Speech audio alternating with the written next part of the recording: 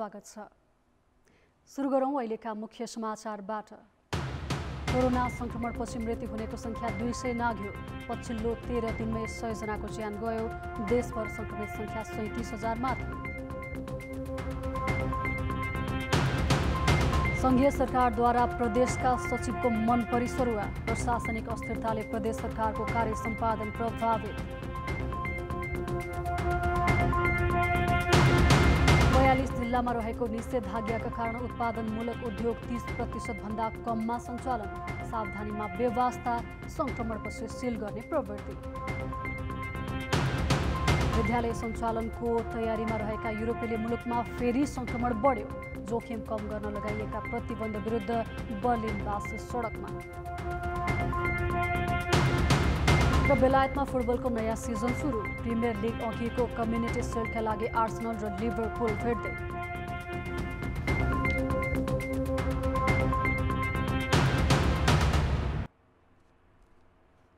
Corona virus संक्रमित मध्ये मृतकको संख्या 200 नाघेको छ। 13 दिनमै 100 भन्दा बढी संक्रमितले ज्यान गुमाएपछि मृतकको संख्या 208 पुगेको छ। यस्तै संक्रमितको संख्या 884 थपिएपछि 37,000 नाघेको छ। स्वास्थ्य मन्त्रालयका अनुसार पछिल्लो 24 घण्टामा 4 महिला र 9 जना पुरुष गरी थप 13 जनाको मृत्यु भएको छ। काठमाडौँ, भक्तपुर, ललितपुर र पर्साका 2 तथा सिराहा, गोरखा, कास्की र पाल्पाका 1 जना संक्रमितको मृत्यु भएको हो। पाटन अस्पतालमा महोत्तरीकी एक महिलाको मृत्यु भएको स्वास्थ्य कार्यालय ललितपुरले जनाएको छ। यस्तै पछिल्लो 24 घण्टामा 10,971 जनाको नमुना परीक्षण गर्दा 884 जनामा संक्रमण पुष्टि भएको छ। संक्रमितको संख्या 37,340 पुगेको छ। तीमध्ये 16,578 जना सक्रिय संक्रमित हुन्। 20,555 जना कोरोना मुक्त भएका छन्।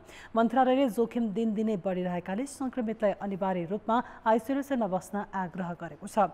यस्तै पीसीआर परीक्षण औषधि नभई रोग थाहा पाउने उपाय मात्र भएकाले परीक्षणका लागि भन्छुन नगराउन पनि आग्रह गरेको छ। यसका लागि निकै ठुलो धनराशि विदेशी गर्छ भन्ने सबैले बुझौँ र आवश्यकताका आधारमा मात्रै परीक्षण गर्ने गरौँ र सोही अनुसार निःशुल्क रूपमा सरकारले नै परीक्षण गर्ने व्यवस्था गरेको छ।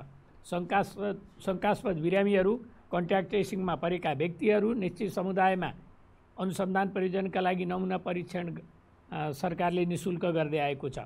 कसैले आफू खुसी गर्न चाहनुहुन्छ भने शुल्क तिरेर गर्न सक्ने व्यवस्था पनि मिलाइएको छ। तर अनावश्यक रूपमा धेरै परीक्षण नगराउनु हुन, नआत्तिनु हुन सबैमा अनुरोध गरिन्छ।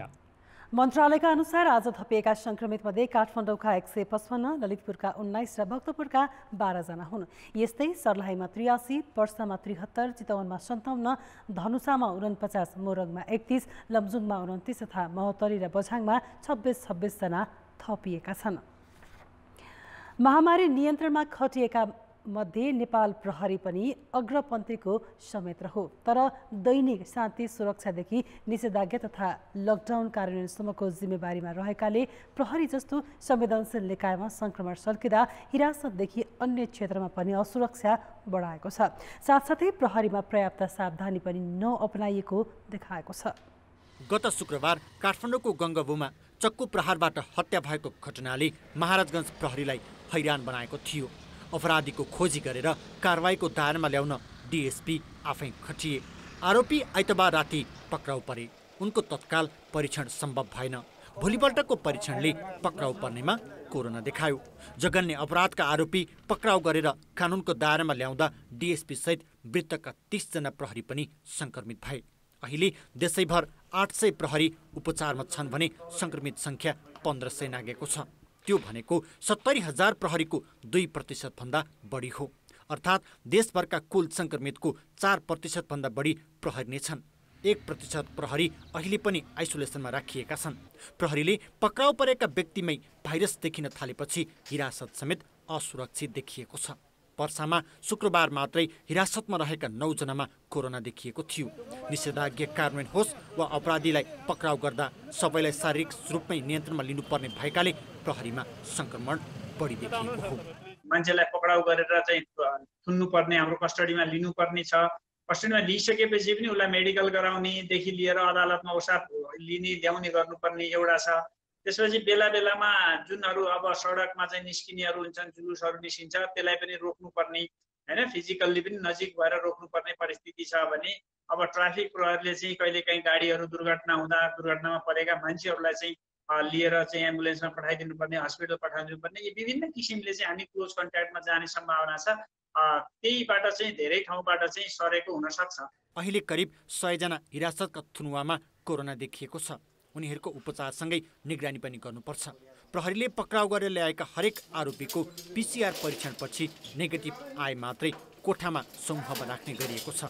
बाहिर हिँड्दा र ब्यारेकमा बस्दा सावधानी नपुगेका कारण पनि प्रहरीमा बढी सङ्क्रमण देखिएको हो। कुनै झैझगडा भइरहेको हुन्छ, हानाहान भइरहेको छ, त्यहाँ गएर हामीले त्यहाँ चाहिँ इन्टरफियर गर्नै पर्छ, उहाँलाई समात्नै पर्छ होइन। त्यस कारण हामी भर्नेबल छौँ र अनि त्यस्तो अवस्थामा हामीले जस्तो PPE को कुराहरू होइन, जस्तो चाहिँ पन्जाको कुराहरू, यी चिजहरूलाई जुन छन् मिनिमम हामीसँग भएको उपलब्ध भएको स्रोत साधनलाई हामीले प्रयोग गरेर सेवा दिइरहेका छौँ। कोरोनाबाट हरेक नागरिकलाई जोगाउने मात्रै होइन, दैनिक शान्ति सुरक्षामा खटिने सुरक्षाकर्मी स्वयं पनि सुरक्षित हुन जरुरी छ। उनीहरूलाई उच्च आत्मबल कायम राख्नका लागि पनि सङ्गठन र सरकारले ध्यान दिन आवश्यक देखिन्छ।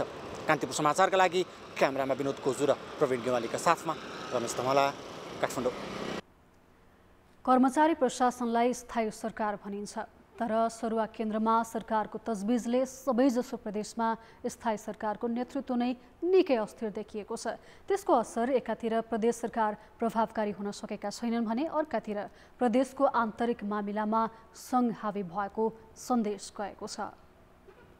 कर्णाली प्रदेशका प्रशासन हाँक्ने प्रमुख सचिवको पद साउन 7 देखि खाली छ, जसका कारण त्यहाँ दैनिक प्रशासनिक काम एकपछि अर्को गरी प्रभावित हुँदै आएका छन्। जबकि केन्द्र सरकारले 3 जना सचिवलाई कामै नदिई प्रधानमन्त्री कार्यालयमा जगेडा राखेको छ। प्रदेशका सचिवको सरुवामा पनि केन्द्र सरकारकै तजविज चलिरहेको छ। केन्द्रका सचिव प्रदेशमा प्रमुख सचिव हुन्छन् भने केन्द्रका सहसचिव प्रदेशमा सचिवको जिम्मेवारीमा रहन्छन्। सरकारले भदौ 9 गते 60 जना सहसचिवको सरुवा गर्दा प्रदेश मन्त्रालयहरूका 28 सचिव केन्द्रमा तानिए। एकातिर प्रदेश मन्त्रालयका सचिव सरुवा गर्दा प्रदेश सरकारसँग समन्वय नै गरिएको छैन भने अर्कातिर त्यहाँका सचिवलाई जिम्मेवारी बुझेर काम सुरु नगर्दै केन्द्रमा तान्ने गरिएको छ। यसले प्रदेश सरकारको काम नराम्ररी प्रभावित भइरहेको छ। विभिन्न मन्त्रालयहरूमा कोही चाहिँ 6 महिना, कोही चाहिँ 1 वर्ष भित्रै यसरी चाहिँ अब सरुवा गर्ने एक किसिमको एउटा सङ्घीय सरकारको एउटा नीति रहेछ।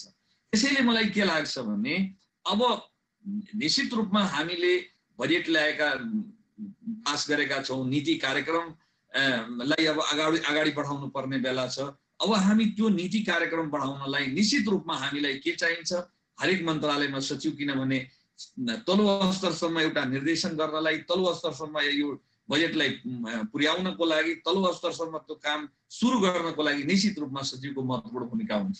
अब 2-4-5 महिनापछि यिनीहरू बुझेका हुन्छन्, आएका नयाँ सचिवहरू अब बुझ्न नपाउँदै फेरि उनको सरुवा गरिन्छ।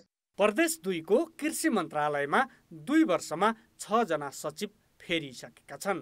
सचिवको छिटो सरुवाले काममै असर परेपछि प्रदेश 2 का कृषि मन्त्रीले सामान्य प्रशासन मन्त्री हृदय त्रिपाठीका नाममा भदौ 10 गते ध्यानाकर्षण पत्रै लेखेर असन्तुष्टि जनाएका छन्। कर्मचारी समायोजन ऐनमा प्रदेशको प्रमुख सचिव र सचिव केन्द्र सरकारले खटाउने व्यवस्था छ। त्यो व्यवस्थाको गलत अभ्यासले काम मात्र प्रभावित भइरहेको छैन, कर्मचारीमा पनि प्रदेशमा बस्नै नमान्ने र जसरी पनि केन्द्रमा सरुवा भएर फर्किने प्रवृत्ति बढेको छ। यसले प्रदेश सरकार निष्प्रभावी भई सङ्घीय शासन व्यवस्थामाथि नै प्रश्न उठाउने ठाउँ बनेको छ। यसले चाहिँ सम्पूर्णमा डेलिभरीमा असर परेको छ। आम पब्लिकले जस्तो किसिमले सेवा प्राप्त गर्नुपर्ने हो गर्न सकेका छैनन्। त्यति मात्रै होइन कि केन्द्रीय सरकारले अथवा प्रदेश सरकारहरूले आफ्नो नीति कार्यक्रमहरूलाई प्रभावकारी ढङ्गले कार्यान्वयन गर्न पनि उनीहरू सक्षम भइरहेका छैनन्। समष्टिमा यसले गर्दाखेरि कता कता यो अहिले चाहिँ सङ्घीयताको जुन एउटा हामीले अभ्यास गरेका छौँ त्यसमा नै एउटा प्रश्न उठ्न लागेको छ। सरुवामा आफ्नो मनोमानीले प्रदेशको स्थायी सरकार मानिने कर्मचारी प्रशासन अस्थिरताको दलदलमा फसेको छ। यस विषयलाई केन्द्र सरकारले मनन नगर्ने हो भने भद्रगोल झनै बढ्नेछ। प्रदेश सरकारका मन्त्रालयमा कम्तीमा 2 वर्ष सचिव सरुवा नगर्ने नीति कडाइका साथ अवलम्बन नगर्ने हो भने काठमाडौँ फर्किन राजनीतिक र प्रशासनिक पहुँच प्रयोग गर्ने प्रवृत्ति निरुत्साहित हुने छैन। कान्तिपुर समाचारका लागि दीपक आचार्य, काठमाडौँ। यता सङ्घीय सरकारले एकतर्फी रूपमा कर्मचारी समायोजन ऐन विपरीत सङ्घ, प्रदेश र स्थानीय तहका कर्मचारी चलाउने नीतिगत व्यवस्था गरेको छ।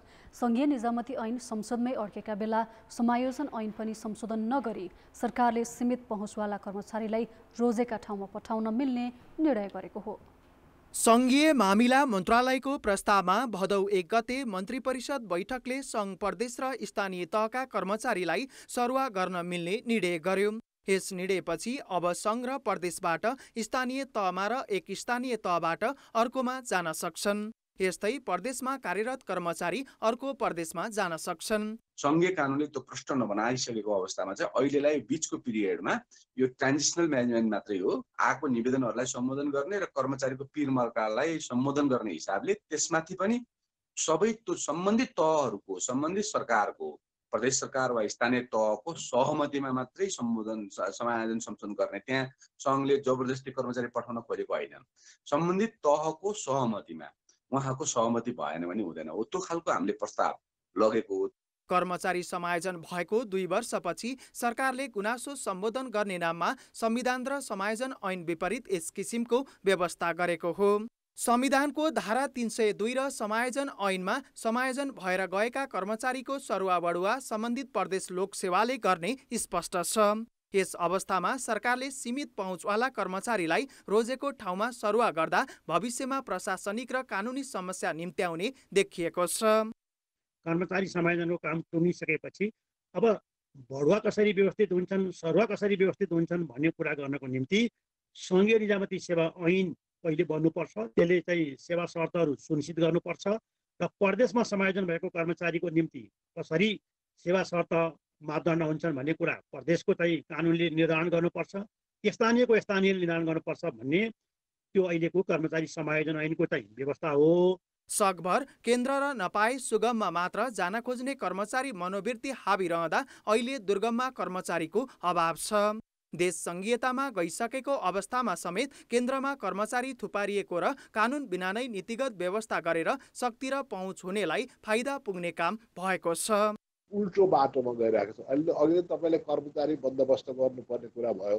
त्यस पछाडि चाहिँ अब जुन तरिकाले चाहिँ सङ्घले कामको हिसाबले सानो स्वरूप हुनुपर्थ्यो यहाँका चाहिँ मन्त्रालय, अड्डा, अदालतहरूको चाहिँ अब ती ठुला भए भन्दा हाम्रो एक हिसाबले सङ्घीयता नै भए पनि पुनः केन्द्रीकरणको चाहिँ राजनीतिक र प्रशासनिक दुईटै मानसिकतामा छ। सङ्घीय निजामती सेवा विधेयकलाई 2 वर्षदेखि संसदमा बन्धक बनाउँदा प्रदेश र स्थानीय तहले आफ्नो ऐन बनाउन पाएका छैनन्।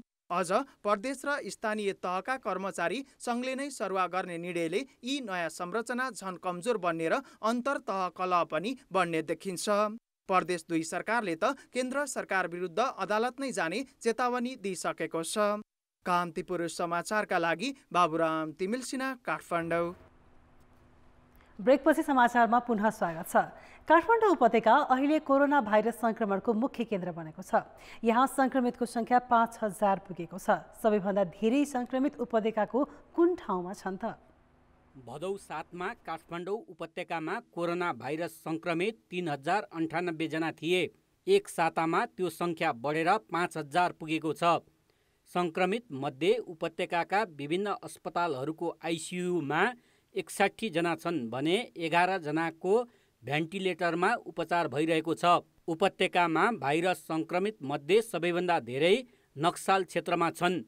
काठमाडौँ महानगर 1 मा पर्ने यस क्षेत्रमा शनिबारसम्म करिब 300 जनामा भाइरस पुष्टि भइसकेको छ। यस्तै वडा नम्बर 3 मा पर्ने महाराजगञ्ज क्षेत्रमा 200 भन्दा बढी संक्रमित छन् भने वडा नम्बर 32 मा पर्ने कोटेश्वरमा पनि संक्रमितको संख्या 200 नागिसकेको छ। पूर्वी क्षेत्रको यो मुख्य द्वारै यही भएको कारणले र अनि 76 जिल्लाका मान्छेहरूको यो चाहिँ धेरै आवत जावत गर्ने ठाउँ भएको हुनाले र अर्को कुरो स्वदेशी विदेशी सबै मान्छेहरू यतैतिर आउने र विशेष गरी बोर्डर पारीका दक्षिणतर्फका नागरिकहरूको र तराईका मान्छेहरूको यसमा विशेष आवत जावत हुने भएको कारणले सङ्क्रमणको धेरै जोखिम भएको छ। सङ्क्रमणको जोखिम छ भन्दैमा आत्तिहाल्नुपर्ने अवस्था चाहिँ छैन। यो अवस्थामा हामीले सजग चाहिँ हुनुपर्छ, तर आत्तिनुपर्ने अवस्था चाहिँ छैन। यसलाई हामी कन्ट्रोलमा लिन सकिन्छ भन्ने विश्वास। उपत्यकाभित्र नयाँ बानेश्वर, कालीमाटी, कलङ्की र बालाजु पनि सङ्क्रमितको सङ्ख्या धेरै रहेका स्थान हुन्। उपत्यकामा रहेका सङ्क्रमित मध्ये 80% अर्थात् 3962 जना काठमाडौँकै बासिन्दा हुन्। घना बस्तीमा सङ्क्रमण फैलिएकाले एकातिर बालबालिका, ज्येष्ठ नागरिक र रोग प्रतिरोधात्मक क्षमता कम भएका दीर्घरोगी जोखिममा छन् भने अर्कातिर नियन्त्रण गर्न पनि चुनौतीपूर्ण भएको छ। काठमाडौँ उपत्यका लगायतका जनघनत्व बढी भएका सहरहरूमा सङ्क्रमणको दर, सङ्क्रमणको प्रवृत्ति र सङ्क्रमित हुनेहरूको व्यक्तिहरूको अनुपात फरक हुँदै गइरहेको छ। बढी जोखिममा भएका व्यक्तिहरू सङ्क्रमित हुँदै जानुभएको हिसाबले लक्षण भएको व्यक्तिहरूको सङ्ख्या पनि बढ्दै जाने, आइसियु भेन्टिलेटरमा राखेर उपचार गर्नुपर्नेहरूको सङ्ख्या पनि बढ्दै गएको देखिन्छ। विशेषतः काठमाडौँ उपत्यकाभित्र धेरै नै व्यक्तिहरूलाई आइसोलेसनमा राख्नुपर्ने, आइसियुमा राख्नुपर्ने, भेन्टिलेटरमा राख्नुपर्ने सङ्ख्याहरू बढ्दै गएको अवस्था देखिन्छ। सङ्क्रमण बस्ती बस्तीमै देखिएकाले भदौ 3 देखि निषेधाज्ञा लगाइएको छ। बाहिर जिल्लाबाट अत्यावश्यक सेवाका सीमित सवारी साधन बाहेकलाई उपत्यका प्रवेश गर्न नदिए पनि सङ्क्रमितसँग सम्पर्क भएका सबैलाई परीक्षणको दायरामा नल्याउँदा समस्याको मात्रा दिनदिनै बढिरहेको छ। कान्तिपुर समाचारका लागि पर्वतराज घिमिरे, काठमाडौँ। चिकित्सा शिक्षा सुधारका अभियन्ता डाक्टर गोविन्द केसी 6 महिनादेखि ग्रामीण विभागमा सेवा गरिरहेका छन्। डडेलधुरा, बैतडी, बाजुरा, मुगु, हुम्ला हुँदै जुम्लाको उठु चौतारा स्वास्थ्य चौकीमा स्वयंसेवा गर्न पुगेका डाक्टर केसीलाई अहिले स्थानीय प्रशासनले अवरोध गरिरहेको छ। यसै विषयमा डाक्टर केसीसँग हाम्रा सहकर्मी नारायण किलम्बुले कुरा गरेका छन्। अहिले झन् लकडाउनले गर्दाखेरि चाहिँ के छ भनेदेखि चाहिँ अस्पतालमा पनि कोभिडकै के अरे बिरामीहरू मात्रै हेर्ने र लकडाउनले गर्दाखेरि चाहिँ गाडीहरू पनि नचल्ने हुनाले गर्दाखेरि चाहिँ गाउँमा चाहिँ त के छ भने कोभिडको भन्दा पनि अरू रोगहरू जुन छ, जुन व्याप्त रोग छ, ती रोगबाटै चाहिँ के अरे मृत्यु हुनेको चाहिँ सङ्ख्या चाहिँ बेसी छ, अथवा चाहिँ अपाङ्ग भएर बस्नुपर्ने, दीर्घ रोगी भएर बस्नुपर्ने एकदमै दयनीय अवस्था छ। तपाईलाई होटेलबाट बाहिर जान खोज्दा बिहिबार प्रहरीले अवरोध गर्यो, यसको खास कारण के हो? 3 हप्ता 3 बुँदे माग राखेर 3 हप्ताको अल्टिमेटम दिएको थियो ओलीजीको सरकारलाई माग पुरा गर्न। माग भन्दा मतलब सम्झौताहरू कार्यान्वयन गर्नलाई 7 दिनको उसले चाहिँ उ गर्छु भनेर म त्यहाँ अनुसार वर्ष जान लागेको पनि थिएन, म हस्पिटल जान लागेको थिएँ। अनि त्यसपछि मैले 7 दिनको समय दिन्छु भनेर भनिसकेपछि अनि म हस्पिटल जान लागेको थिएँ। तर चाहिँ प्रहरीले पहिले त्यहाँ रोकिसकेपछि थुप्रै नै थियो 2-3वटा भ्यानमा आएका प्रहरीहरू त्यसपछि। अनि त्यसपछि मलाई अब ती चाहिँ के अरे गेटकै झुम्मै गरेर बसेर मलाई चाहिँ बाहिर निस्किँदैन र अलिक दुर्व्यवहार पनि गर्ने। अहिले कोरोना महामारीका बेला फेरि अनसन बस्ने भन्नुभएको छ, अहिले त्यस्तो के अवस्था आइपर्यो? अब यो कर्णाली स्वास्थ्य विज्ञान प्रतिष्ठानको कुलपति पनि हुन्, सिनेटको अध्यक्ष पनि हुन्। 2 वर्षसम्म उनले रोकेर राखे र अझै पनि रोकेर राख्ने उनको नियत थियो, गलत नियत थियो है। भनिसकेपछि यो त एउटा सानो सम्झौता निर्णय हो, उनीहरूको लागि त 30 सेकेन्डको कुरो हो। त्यो बाँकी जनशक्तिको अपु जनशक्तिलाई चाहिँ जनशक्ति पुरा गरेर भनेर स्वास्थ्य मन्त्रालयलाई भने भए चाहिँ स्वास्थ्य मन्त्रालयले पठाइदिन्थ्यो। जनशक्ति त्यो त पुरा भइहाल्थ्यो, सञ्चालन गर्न सुरु गर्यो भने सञ्चालन हुन्थ्यो। भने 1 सेकेन्डको अथवा 30 सेकेन्डको एउटा टेलिफोनको आदेशले उनको त्यो सबै कुरो हुन्थ्यो। त्यो निर्णय गर्न त कोभिडले रोकेको छैन नि। यस्तो विषम परिस्थितिमा पनि के अरे लुछाचुट गरिरहेका छन्, त्यो चाहिँ त्यसले चाहिँ कोभिडले रोकेन।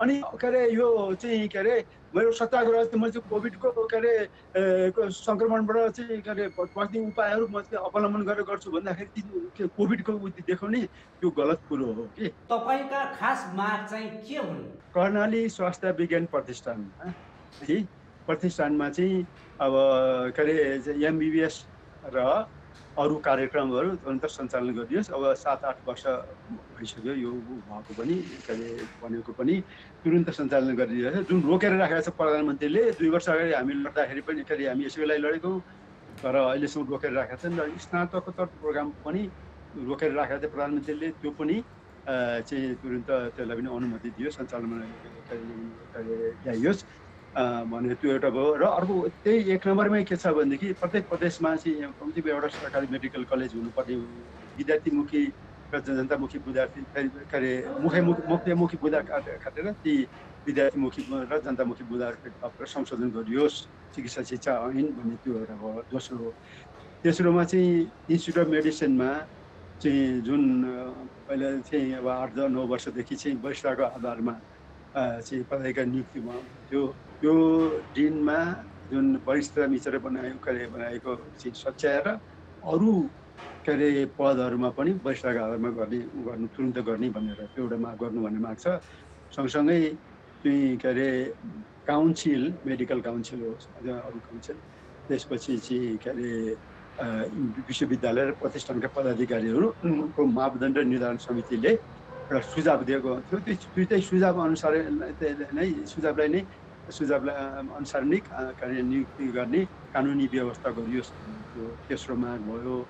चौथोमा चाहिँ आसामको बयलपाटा स्थित गुणस्तरीय र निःशुल्क स्वास्थ्य सेवा दिएको थियो, विशेषज्ञ स्वास्थ्य सेवा दिएको थियो। त्यो के अरे बन्द हुने स्थितिमा छ उसको अभावले। त्यस कारणले गर्दा त्यसलाई चाहिँ राज्यले सहयोग गर्नुभयो। पहिला जसरी ल्याएको थियो निःशुल्कमा सबै गर्थ्यो त्यही अनुसार चाहिँ राज्यले चाहिँ सहयोग गर्नुहोस् भनेर यी 4वटा माग राखेको छ। नेपाल राष्ट्र ब्याङ्कले जुम्ल्याहा हात्तीको तस्बिरसहितको 1000 रुपियाँको नयाँ नोट चलन चल्तीमा ल्याएको छ। विश्वमै दुर्लभ मानिने जुम्ल्याहा हात्तीले 51 वर्ष अघिको हात्तीलाई नोटबाट विस्थापन गरेका हुन्। 12 वर्ष पहिले जन्मिएका जुम्ल्याहा हात्ती अहिले कस्ता भए र के गर्छन् त? 2065 मङ्सिर 22 गते चितवन राष्ट्रिय निकुञ्जको हात्ती प्रजनन तथा तालिम केन्द्रमा देवकली नाम गरेकी हात्तीले राम र लक्ष्मणलाई जन्म दिएकी थिइन्।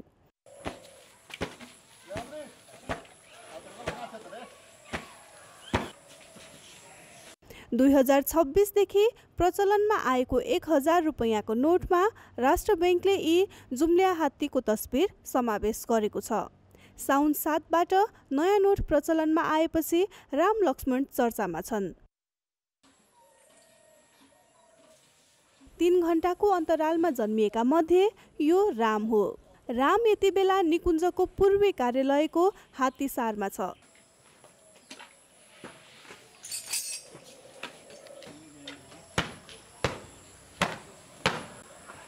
बिहान माउतेसँग घाँस लिन गएपछि यसको दिनचर्या सुरु हुन्छ।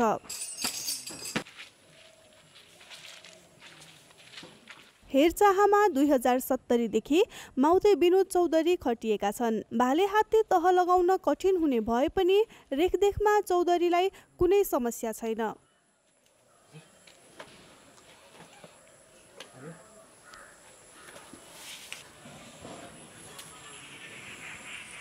आफूले रेखदेख गर्ने हात्तीको तस्बिर 1000 रुपैयाँको नोटमा समावेश गरिएपछि चौधरी दङ्ग छन्। थाहा त यसको कुरा त धेरै वर्षदेखि अगाडिदेखि नै चलिरहेको थियो। छाप्ने नै भयो भनेर 2 महिना जति भयो थाहा भएको। विशेष त यो ट्विन्स जन्मेर बाँचेको यो पहिलो रेकर्ड हो। रामको जुम्ल्या लक्ष्मण निकुञ्जकै अर्को हात्तीसारमा छ। अलग अलग स्थानमा राखिए पनि लक्ष्मणको आनीबानी रामसँग मिल्दोजुल्दो छ। लक्ष्मणले अहिलेसम्म कसैलाई आक्रमण गरेको जानकारी माउते सागरमणि चौधरीलाई छैन। भनेको कुरा सहजै मान्छ। केही समय पहिले बिरामी परेको लक्ष्मण अहिले तन्दुरुस्त छ।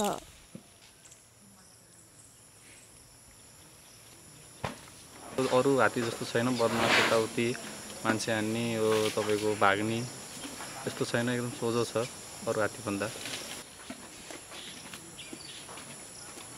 राम र लक्ष्मण दुवैलाई निकुञ्जभित्र गस्तीमा खटाउने गरिएको छ। थुप्रै पटक काठ तस्करी रोक्न यी जुम्ल्याहाले भूमिका खेलेको निकुञ्जको अनुभव छ। कान्तिपुर समाचारका लागि चितवन सहकर्मी राजु चौधरीका साथ सृजना बास्तोला, काठमाडौँ।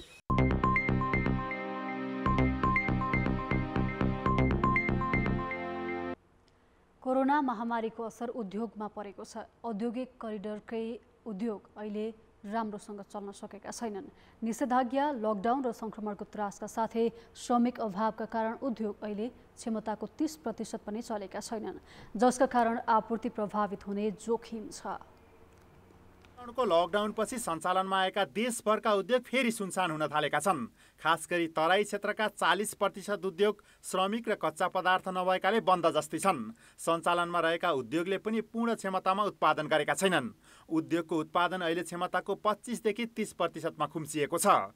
उद्योग वाणिज्य तथा आपूर्ति मन्त्रालयका अनुसार मुख्य 5वटा औद्योगिक करिडोरमा खाद्यान्न, दुग्धजन्य उत्पादन, पोल्ट्री तथा ह्याचरी र खानेपानी उद्योग बढी समस्यामा आएका हुन्। अत्तरिया, धनगढी, नेपालगञ्ज, कोहलपुर, बुटवल, वीरगञ्ज, पथलैया, इटहरी र विराटनगर क्षेत्रका उद्योगले संक्रमणको असर उद्योगमा कम क्षमतामा सञ्चालन गरेका हुन्। बिस्कुट, चाउचाउ र अन्य खाद्यान्न उत्पादन गर्ने केही उद्योग अहिले बन्द छन्। सहजीकरण गर्नुपर्छ भन्ने हिसाबले अब तयारी अवस्थामा छौँ। अब केही दिनमा चाहिँ अलिकति यो स्थिति अलिकति सुधार भयो भने हामी चाहिँ उहाँहरूको डिमान्ड अनुसार सबै कुरामा प्रशासनिकदेखि लिएर सबै कुरामा सहजीकरण गरिदिन चाहिँ तयार छौँ।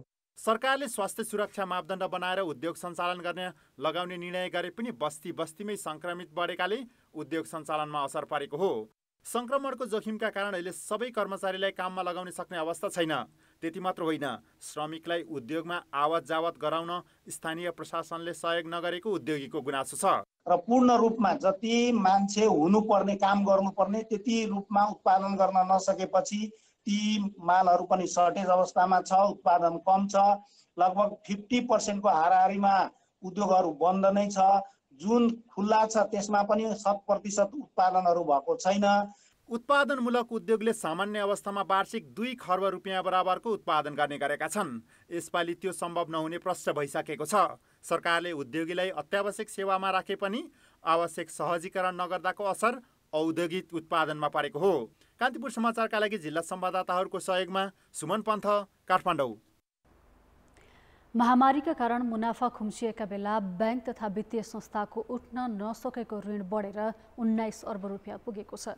यस्तो ऋण 1 वर्षमा 1 अर्ब रुपियाँ थपिएको छ, तर ऋण नतिर्ने माथिको मुद्दा भने घटेको छ। धितो लिलाम गरेर ऋण उठ्न नसक्ने अवस्थामा बैंक तथा वित्तीय संस्थाले ऋण असुली न्यायाधिकरणमा मुद्दा दर्ता गराउँछन्। धितो बाहेकको सम्पत्ति बेचेर ऋण उठाउनु यसको मुख्य उद्देश्य हो। उठाउन नसकेको ऋण 1 अर्ब रुपियाँ थपिएर 19 अर्ब रुपियाँ पुगे पनि मुद्दा भने घटेको छ। न्यायाधिकरणमा गत आर्थिक वर्ष 107वटा मुद्दा दर्ता गराइएको छ। यो सङ्ख्या अघिल्लो आर्थिक वर्ष 139 थियो। नेपाल राष्ट्र बैंकले ऋणको किस्ता तथा ब्याज बुझाउने समय बढाएकाले तथा महामारी रोकथामका लागि गरेको 4 महिना लामो लकडाउनले धितो र अन्य सम्पत्ति बिक्री गरी ऋण असुलीको काम प्रभावित भएको छ। भाका कर्जाको भाका सारेको छ। त्यसको परिणाम स्वरूप पनि यो चाहिँ यी मुद्दा मामिला भएका कर्जाको चाहिँ सङ्ख्या नबढेको राष्ट्र बैंकले यो मौद्रिक नीतिमा छ। पुसमा शान्तको 2077 चैतमा शान्त, 2078 असारमा शान्तसम्म कतिपय कर्जाको हकमा चाहिँ 2 वर्षको पनि भाका सारेको कारणले पनि यो सङ्ख्यामा चाहिँ स्थायित्व आएको, स्थिरीकरण भएको हो। गत आर्थिक वर्ष न्यायाधिकरणले 204वटा मुद्दा फैसला गरी 1 अर्ब 45 करोड ऋण असुली गरेको थियो। न्यायाधिकरणले स्थापना यताको 17 वर्षमा 26 अर्ब 12 करोड 61 लाख 4,000 रुपियाँ ऋण असुली गरेको तथ्याङ्क छ। बैंक तथा वित्तीय संस्थाले अहिले 32 खर्ब रुपियाँ ऋण परिचालन गरेका छन्। प्रवाह भएको रकमका आधारमा उठ्न नसकेको ऋणको हिस्सा भने ठुलो होइन। समग्रमा हेर्दाखेरि हाम्रो ब्याङ्किङ क्षेत्रमा 3200 अरब भन्दा बढी कर्जा भएको ठाउँमा 19 अरब मात्रै कर्जा असुली न्यायाधिकरणमा जानु भनेको मतलब एक किसिमले वित्तीय क्षेत्र अनुशासित छ र कर्जाहरू एकदमै सही ढङ्गले गइरहेको छ। त्यति धेरै खराब कर्जा छैन भन्ने चाहिँ देखिन्छ। यो वर्ष 1 अरब मात्रै थप हुनु भनेको मतलब पनि के भने धेरै कर्जाहरू चाहिँ नि व्यवस्था ब्याङ्कभित्रै आफैबाट व्यवस्थीकरण गरिरहेको अवस्थामा बाहिर राजस्व न्यायाधिकरणसम्म पुग्नुपर्ने अवस्था सिर्जना भएको छैन भनेपछि कर्जाको क्वालिटीमा राम्रै छ भन्ने अवस्था चाहिँ आउँछ। राष्ट्र बैंकले दिएको नीतिगत छुट र महामारीका कारण प्रक्रिया अघि बढाउन नसकेकाले उठ्न बाँकी ऋणमा ठूलो वृद्धि नदेखिएको हो। महामारीका कारण आर्थिक गतिविधि शिथिल भएकाले आगामी दिनमा उठ्न नसकेको ऋणको हिस्सा बढेर जाने जोखिम छ। कान्तिपुर समाचारका लागि क्यामेरामा हरि शरण तिमल सिन्हाका साथ सुधिल पोखरेल, काठमाडौँ। अब जनमतको अन्तिम परिणाम। जनमतमा हिजो हाम्रो प्रश्न थियो, सर्वसाधारणको लगानी भएका जलविद्युत कम्पनी कुशासनग्रस्त हुनुको कारण के होला? ए प्रवर्धकको मनमानी, बी नियामकको व्यवस्था र सी नीतिगत कमजोरी। जनमतको अन्तिम परिणाम यस्तो छ। ए प्रवर्धकको मनमानीमा 45%, बी नियामकको व्यवस्थामा 23% र सी नीतिगत कमजोरीमा 32% मत प्राप्त भएको छ। अब आजको प्रश्न। जनमत हाम्रो प्रश्न छ, प्रदेशको प्रशासनिक नेतृत्वलाई अस्थिर बनाइनुको मुख्य कारण के होला? ए केन्द्रको हस्तक्षेप, बी कर्मचारीकै स्वार्थ र सी फितलो कानुन। जनमतको अन्तिम परिणाम भोलि साँझ 8 बजेको कान्तिपुर समाचारमा प्रसारण गर्नेछौँ। कृपया NEWS न्युज स्पेस AB वा C टाइप गरी 34001 एसएमएस गरी आफ्नो मत व्यक्त गर्नुहोला। अब जनताको आवाज। हामीले धादिङमा सोधेका छौँ, कोरोना भाइरस संक्रमण नियन्त्रण गर्न सरकारले के गर्नुपर्छ? जनताको आवाज। उसको आधारमा चाहिँ मान्छेहरू एक ठाउँबाट अर्को ठाउँमा जुन हिँडिरहेछन् गइरहेछन् तिनीहरूलाई चाहिँ रोक्ने खालको एउटा संयन्त्र बनाउन सकियो भने चाहिँ कोरोना चाहिँ रोकथाम तथा नियन्त्रण हुनसक्छ। लकडाउनमा मात्रै अल्झिनु हुँदैन र सँगसँगै चाहिँ कन्ट्याक्ट ट्रेसिङ गरेर त्यसको प्रभावकारी हिसाबले चाहिँ चेक जाँच गर्ने बढी ध्यान दिनुपर्छ। हस्पिटलहरू, हेल्थ पोस्टहरू गाउँ गाउँमा भएको चाहिँ त्यो क्षमता वृद्धि गर्नुपर्ने र त्यसलाई चाहिँ व्यापक व्यवस्थापनमा जोड दिनुपर्ने देखिन्छ। लकडाउन मात्रै गर्ने तर कमाइको चाहिँ केही भएन भने जनताहरू आफै रोगले भन्दा पनि भोकले मर्छन् भनेर बजारमा आइरहनु भएको छ। लकडाउनभन्दा प्रभावकारिता चाहिँ जनचेतना नै मुख्य हुन्छ। सरकारको चाहिँ यो मोनिटरिङ प्रणालीलाई चाहिँ अलिकति अझै प्रभावकारी ढङ्गले चाहिँ आफ्ना निकायहरूलाई चाहिँ क्रियाशील गराउनु पर्ने देखिन्छ। सबै जिल्लामा PCR चेक गर्ने प्रविधिको विकास गर्न पर्यो। लकडाउन गर्ने, पशुपतिको पूजा गरेर हाम्रो चाहिँ कोरोना नफैलियोस् भनेर बसेर मात्रै हुँदैन। कोरोना सम्भावित रूपमा फैलियो भने त्यसको चाहिँ निराकरणको लागि चाहिँ पूर्व तयारी र व्यवस्थापन सरकारले गर्नु पर्यो। खास गरी 3 तहको सरकारसँग समन्वय गराएर एक्सन प्लान सहित अगाडि जाने भने चाहिँ कोरोना केही हदसम्म नियन्त्रण गर्न सकिन्छ।